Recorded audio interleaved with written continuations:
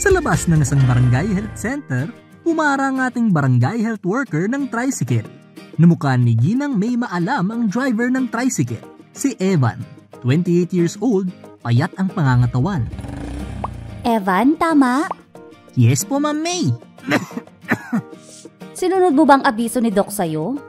Siyempre naman po. Parang di sapat, nakakabahala pa yung ubo mo.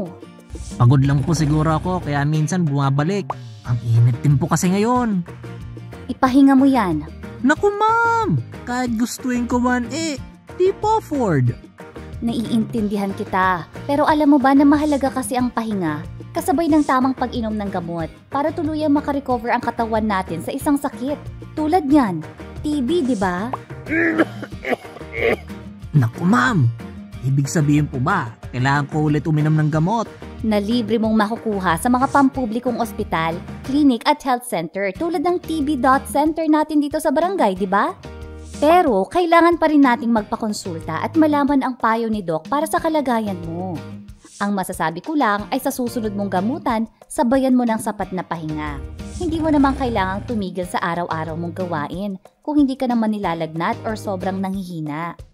Daanin mo sa maayos na tulog. Para sa mga adults tulad natin, recommended ay 7 to 9 hours na tulog.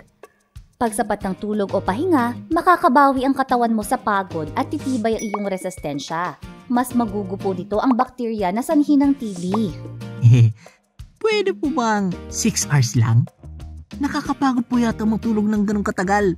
May ganun? Bakit di mo gawing 7 to 9 hours? Try mo lang matulog ng mas maaga.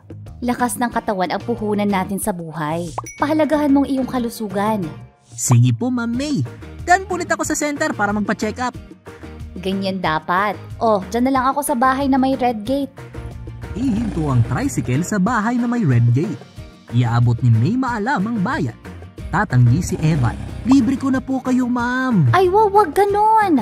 Okay po. Pahinga na rin po kayo. Ikaw din, salamat.